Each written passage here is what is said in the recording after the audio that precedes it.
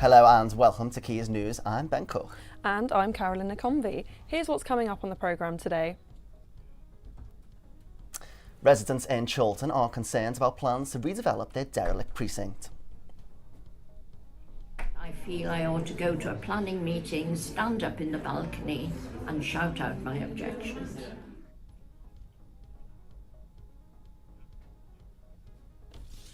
Manchester United have announced a new 100,000-seater stadium alongside the regeneration of the Trafford area. And I've been hanging out with my cold-blooded friends at a mobile zoo who've revolutionised animal therapy.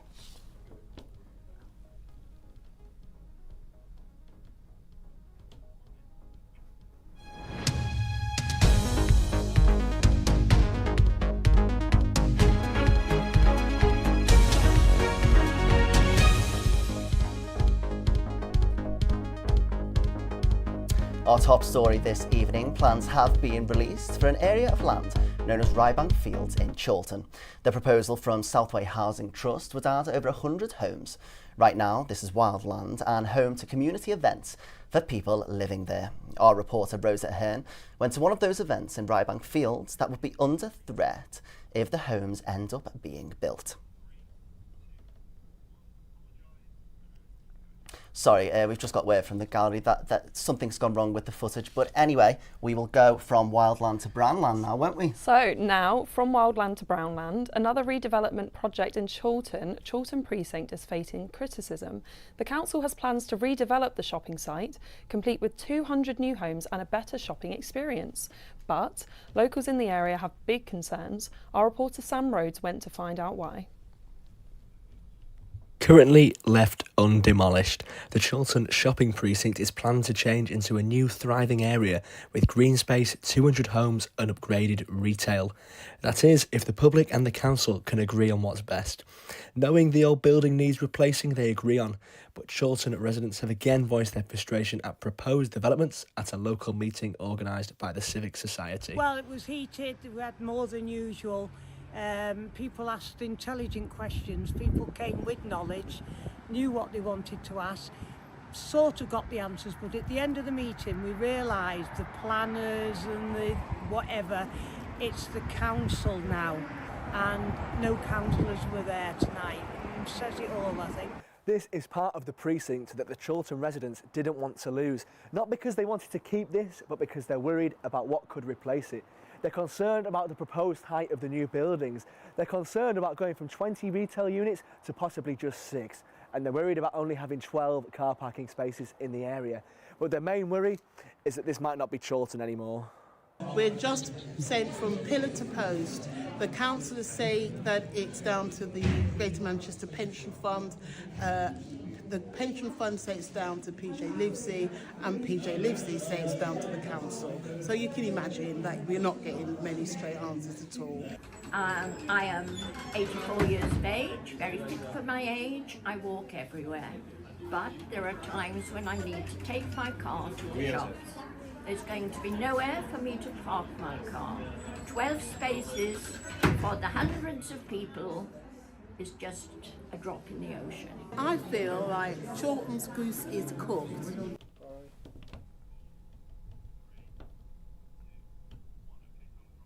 Councillor John Hacking has responded to the local civic society. He explained a final planning application is yet to be submitted, and until then the council cannot comment fully.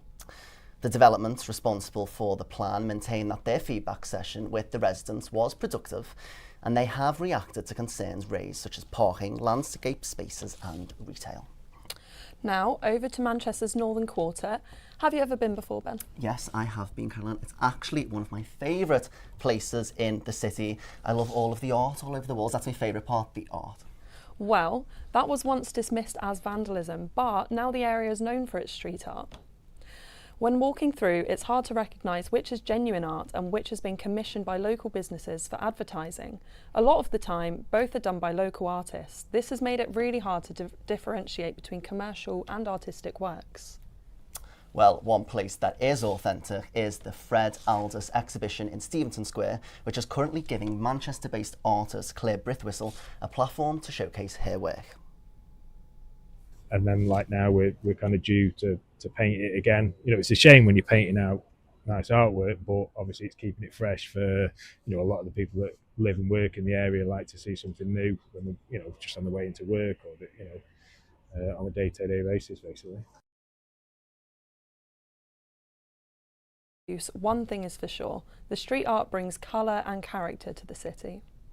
Within the next 5 to 6 years, Manchester United have planned to have a new stadium. This is Old Trafford, Manchester United's home for the last 115 years, but plans were announced yesterday for a 100,000-seater stadium which will look more like this. The project, which will cost around £2 billion, is set to become the largest stadium in the UK. It is part of a wider regeneration of the Old Trafford area and hopes to create 92,000 new jobs alongside construction of 17,000 homes. It has 3 tall spires inspired by the Devil Trident on the United badge. The peaks will be the highest point in Manchester's skyline. Part owner of Manchester United, Sir Jim Ratcliffe-Sakid, said why this project is so important. Sorry, his name's not Sakid. I meant to say says. That was my mistake.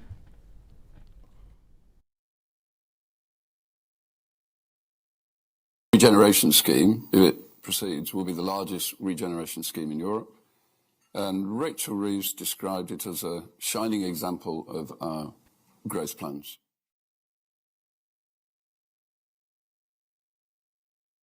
Imagine living with that excruciating pain which just has no cure.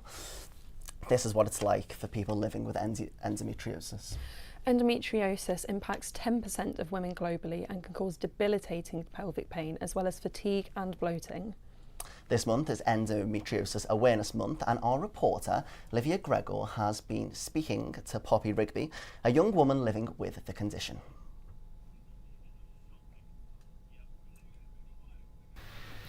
Since August, I've gone to A&E once a month at least for my pain, and I'll get taken up in an ambulance. I'll be screaming, crying. I can't, like, I'm hunched. I can't move. I can't, like, do anything for myself.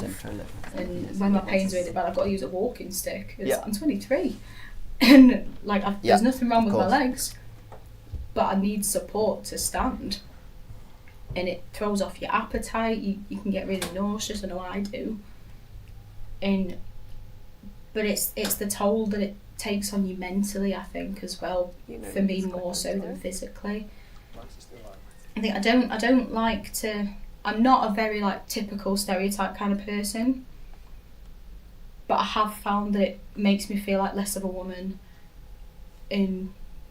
And I had problems with my labour with my son as well, and I was kind of like, these are things my body's meant to be designed to do, and I'm struggling to do them properly. Livia is here in the studio to help us understand a bit more about endometriosis. So, Livia, what causes the condition and what symptoms do people generally experience?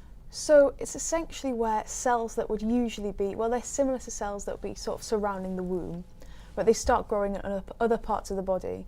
So this can be generally sort of like the ovaries and the fallopian tubes, or the bladder and the bowel, but bizarrely some people have actually reported it in the chest. But people with the condition experience this absolutely awful pelvic pain, but there's also fatigue, like problems with fertility and things like that, and also problems when people try and go to the toilet. So when they try and like pass a bowel movement or have a wee, that can be really, really, really painful. And Livia, you know, it is excruciating. And can you tell us a bit about how does it sort of affect people day to day? What struggles do they sort of face with you know, suffering from endometriosis? So one of the big struggles people have is when they go to A&E, they'll get dismissed because people don't understand that it's just not normal period pain. So Peter Gibson from Endometriosis Awareness North told me that quite often women will go into A&E and they'll be given paracetamol and told to go home because it's not that doctors don't care, it's they haven't got time to look into it or they don't really understand it. Poppy, who we saw the clip of before, said that she's being faced with the prospect of having a hysterectomy before she's 25, and that's obviously really terrifying. Carolyn, I know this is something you experienced yourself, so if you want to tell us a bit about that. Yes, so I actually got my diagnosis very recently, in September. Well, technically January, but I had the surgery in September. And I personally experienced 15 years of being told that it was normal and that there was nothing wrong with me, and right up until I was being wheeled in to the operating theatre on the bed, they told me they wouldn't find anything, and it turns out my entire, from here down, all over my pelvis, completely covered. There's so much scarring, which means it has been going on for the full 15 years. And this is a very important topic to talk about. We do need an awareness month. It's just not spoken about and dismissed, like you say. If you go to A&E, nothing gets done. So so it's quite often that people have to wait like up to 10 years or 15 like you. That's not unusual at all. That's a real shame. It really is. Carolyn, thank you so much for bravely opening up about that and sharing it with us. Now here's Peter Gibson from Endometriosis Awareness North to tell us why it's so important for the condition to receive greater recognition. I think in this month, particularly, it would be good for all of us to just raise awareness of this condition. 1 in 10 women have it. That's incredible when you think about it. And yet, so little is being done about it. Now, we found a cure for COVID within a few months. Why has it taken so long to do anything about endometriosis? I met a woman recently, been treated for it in the 80s, the 1980s, and it's not changed. It's the same treatment still. And as I said, I think that's absolutely appalling. And it's time all of us made a noise about it, because that's the first place to start. Suicide remains one of the leading causes of death in the UK. Here in Salford, groups like World are trying to make a difference. Founded in 2024 after their own son took his own life, Cassia and Ronak started a suicide prevention support group to help save lives in their community. But on Sunday night, that took a very direct meaning. Then I saw a gentleman, a person sat in a very busy road with his hands in his face. This gentleman, I held his hand and he said to me, that he's got this voice, and I said, we can't really trust this voice, and he says, I know, he doesn't even like me to talk to you right now. So that moment Shirley arrived and I asked, can you please ring the police? She said, I already done that. I was so grateful that I wasn't there on my own, that you were in the car and we did this together, and we are meeting here because this is important. That night, the charity's founders, along with Kira and Shirley, helped a person in distress to step away from the edge, offering the same compassion they bring to this support group every week. The recognition they've given these women is just as important. Yes, certificate of appreciation and for your extraordinary courage, compassion and selflessness in stopping to help someone in crisis. Total stranger. Your actions embody the spirit of kindness. This is honestly, I didn't love it. World proves that suicide prevention isn't just about services. It's about community, compassion and stepping up when it matters the most. Carolyn Convey reporting from Odsall for Quays News. World's groups continue to provide a lifeline for many. If you or someone you know needs help, we've included support information on our socials at Quays News. Now, Manchester Film Festival is set to boost cinema revenue in the city next week as the event grows year on year. Cinemas are continuing to struggle with a decrease in attendance of over 30% since 2019, but the festival boasts a 45% growth since last year. The festival expands across the city from Odeon Great Northern, home Manchester, and an opening night at Aviva Studios. A variety of films, including Penguin Lessons, starring Steve Coogan, will hopefully supply a boost in snack sales for cinemas during a quiet spell. We're definitely the busiest 3 screens in the cinema when we're at the Odeon Great Northern, and obviously that brings in the concession sales, the popcorn, the pick and mix and all that for the cinema. So yeah, they're really supportive and appreciative that we're bringing more people in. And again, we're bringing people to the Odeon, to home, that might not normally go there. It's Ramadan, and that means Greater Manchester's Muslims will be fasting from dawn till dusk. At a time for giving and challenging yourself, one Oldham man is giving everyone a run for their money. Milward Sorwa is running at least 5 kilometres a day for the whole month. While fasting, that's no food or even water during daylight hours. He's raising money for Nessa's Trust, a charity he set up to provide humanitarian relief in Bangladesh. A previous fundraiser raised £20,000 in 2 days, and so far this month he's raised almost £2,000. He spoke to us about why he challenges himself in this way during Ramadan. I'm so tired, I'm hungry, I need water, I'm dying of starvation, it feels like. And then that thought, that Ramadan feeling hits you, and that thought in your head where you think, you know what, I'm struggling for just a few hours. There are families in Bangladesh and around the world, not just in Bangladesh, around the world, they're struggling 24/7. The royals have also been involved in Ramadan this year, as King Charles allowed a Ramadan breaking of the fast meal, also called iftar, to take place in Windsor Castle for the first time in its 1,000-year history.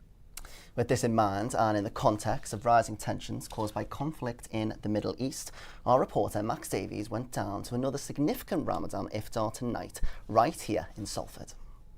It's nearing sunset here in Salford, and Muslims all over Manchester are preparing to break their fast.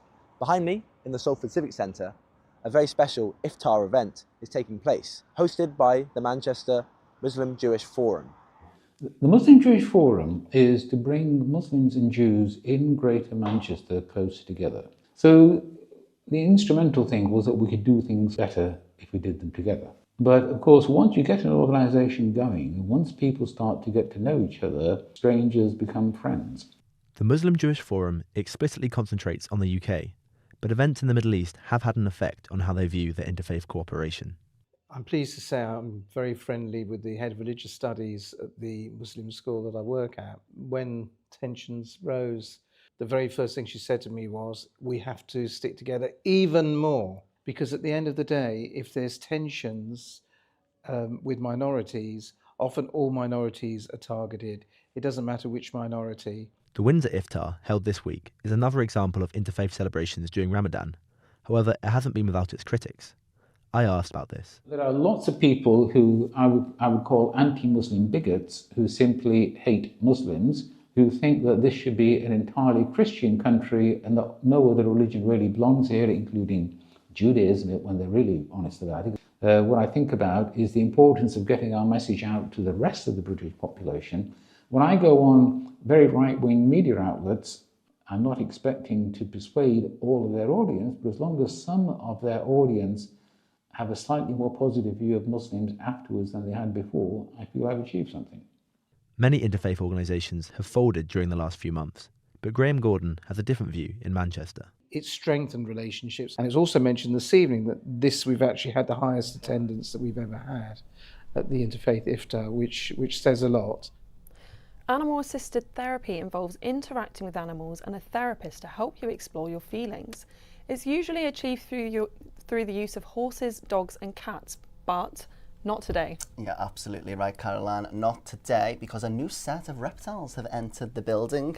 They are proving how snakes, tarantulas and even geckos are proving to be just as effective in supporting those with disabilities.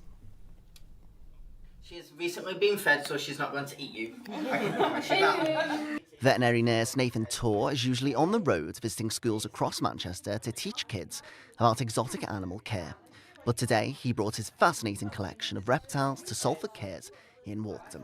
There's been a link for many years for dogs and cats to go into nursing homes, which have helped them get through hard times because they don't get that social interaction as much. Reptiles, however, it's something that they're not used to, don't see every day, and something that they can create a bond with and learn more about them as the time goes on.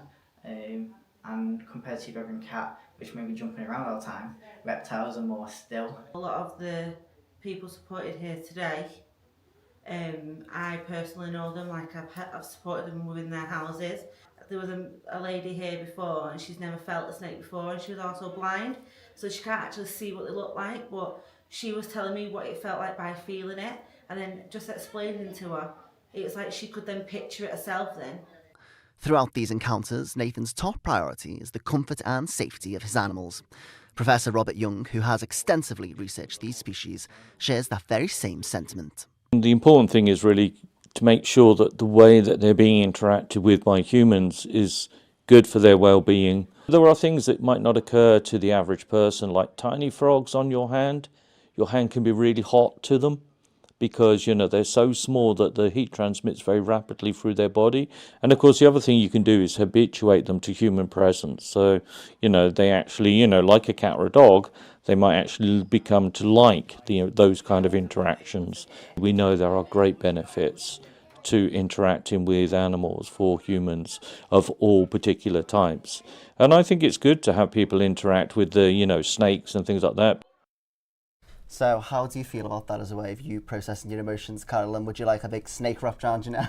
I'd say it's more exposure therapy for me rather than actual therapy. Oh really? So it's have the adverse effects. Well, that's all we've got time for tonight. It's been a brilliant show. Thank you very much. And we'll be back, won't we, next week for our radio show, Quays News, on the airwaves.